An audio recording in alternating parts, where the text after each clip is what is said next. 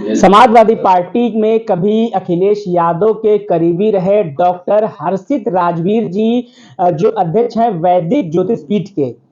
वैदिक पीठ मतलब या जो भविष्य में होने वाला होता है उसका अनुमान पहले ही लगा लेते हैं, उसकी संभावनाएं व्यक्त कर देते हैं कि क्या आखिर इस बार राजनीति में क्या होने वाला है या क्या कुछ होने वाला, पहले ही इस चीज को समझ जाते हैं। बातचीत करेंगे क्या कुछ इस बार, क्योंकि वह समाजवादी पार्टी छोड़कर बीजेपी में शामिल हो गए और लोकसभा चुनाव का बिगुल बजा हुआ है और छठे चरण का मतदान भी आज हो रहा है। इससे पहले ही वह भाजपा में आए हैं। आखिर क्यों आए हैं, क्या अनुमान है इस बार की राजनीति में, लोकसभा चुनाव में क्या कुछ होने वाला है, सब चीजों पे बातचीत करेंगे।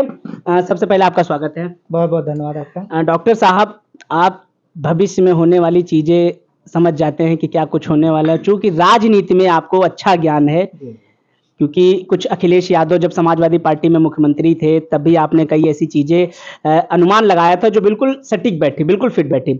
इस बार क्या अनुमान लगा लिया कि आप समाजवादी पार्टी छोड़कर पहले ही भाजपा में आ गए?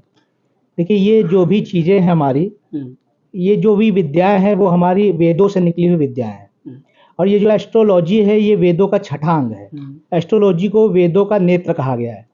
तो नेत्रों से सब कुछ दिखता है स्पष्ट रूप से कि क्या हुआ है, क्या हो रहा है, क्या होने वाला है।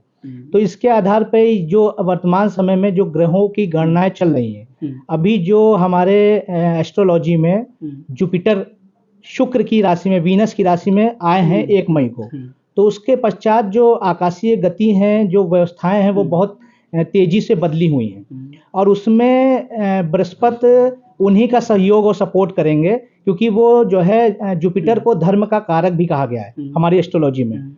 और जो हमारी वैदिक विधि है उसके आधार पर ये स्पष्ट है कि धर्म के साथ जो भी है, धर्म उसका साथ अवश्य देता है। जैसा कि कहा भी गया है, धर्मो रक्षति रक्षिता, जो धर्म के साथ है धर्म उसकी रक्षा करता है। तो धर्म के साथ अगर वर्तमान में देखा जाए, विगत जो 2014 से भारतीय जनता पार्टी और हमारे देश के यशस्वी प्रधानमंत्री आदरणीय नरेंद्र मोदी जी ने जो एक यज्ञ चलाया हुआ है, जो आहूत दे रहे हैं, वो हमारे राष्ट्र के नवनिर्माण की आहुति दे रहे हैं। डॉक्टर साहब, एक सवाल है, आप चूंकि अब भाजपा में आ गए हैं, क्या देखा प्रधानमंत्री जी के बारे में, क्या आपकी गणित कहती है, क्या विद्या कहती है? देखिए, हमारे देश के जो प्रधानमंत्री हैं वो हमारा गौरव है, और उसके साथ साथ उनकी जो ग्रह स्थितियां हैं वो वर्तमान में बहुत मजबूत हैं। हमारे राष्ट्र के प्रधानमंत्री की जो लग्न है वो वृश्चिक लग्न है, और वर्तमान समय में जो उनकी महादशा चल रही है वो लग्नेश की महादशा चल रही है। उनका लग्नेश मंगल है, और 2021 में उनकी मंगल की महादशा प्रारंभ हुई थी। 7 वर्षीय ये जो महादशा है ये मंगल की है, और मंगल उत्साह का कारक होता है, मंगल जो है ऊर्जा का कारक होता है। आपने देखा होगा इस अवस्था में उनके पास कैसी ऊर्जा है, वो राष्ट्र के लिए हर समय समर्पित हैं, हर वो कार्य कर रहे हैं जिससे राष्ट्र उत्थान की बात हो, राष्ट्र उत्थान की ओर जाए। ठीक है डॉक्टर साहब, ये ठीक है, राष्ट्र उत्थान करेगा। आप अखिलेश यादव के भी बड़ा करीबी थे, ऐसी चर्चाएं थी, हमने भी देखा। क्या आपने ये सब देख लिया इसीलिए आप पाला बदल के भाजपा चले आए? नहीं, मैं लग रहा अब इंडिया गठबंधन की सरकार नहीं आएगी, भाजपा का, मोदी जी का भविष्य अच्छा है, चूंकि आप देख लेते हैं, समझ जाते हैं आपकी जो एस्ट्रोलॉजी है, तो इसीलिए आप भाजपा चले आए? देखिए, यहाँ जो मुख्य कारण रहा वो कुछ नीति नियम सिद्धांतों के तहत आहत होने का रहा, क्योंकि इंडिया गठबंधन ने कोई भी ऐसा मुद्दा नहीं उठाया जो राष्ट्र की बात हो रही हो कहीं।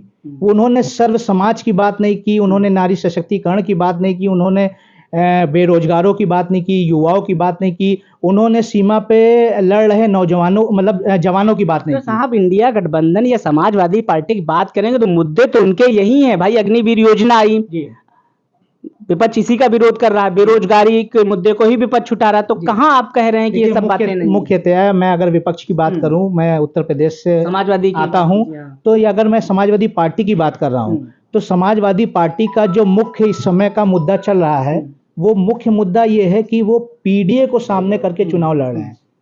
पीडीए को उन्होंने फ्रंट पे लाया हुआ है। पीडीए का मतलब पिछड़ा, दलित, अल्पसंख्यक। उन्होंने सर्व समाज की बात क्यों नहीं की? यहाँ उन्होंने कौन से ऐसे मुद्दे लेके आए? अखिलेश यादव ए का मतलब आधी आबादी भी है, अगड़ा भी है, वो सब उसमें आ जाता है। जो पीडीए का ए है, आधी आबादी, अगड़ा, जहां तक राष्ट्रीय अध्यक्ष जी ने कहा, ये वो जहां तक कहने की बात और स्पष्ट रूप से अपने सिद्धांतों को सामने लाने की बात। भारतीय जनता पार्टी की जो नीति और नियत है वो सबके सामने स्पष्ट है। जो कह रहे हैं वो कर रहे हैं। आपने खाली एक मतलब ऐसे मुद्दे आप मत देखिए, आप इससे पूर्ववर्ती समय में जो 10 वर्ष की सफल सरकार रही उस समय भी आप देख सकते हैं कि जो कहा सो किया।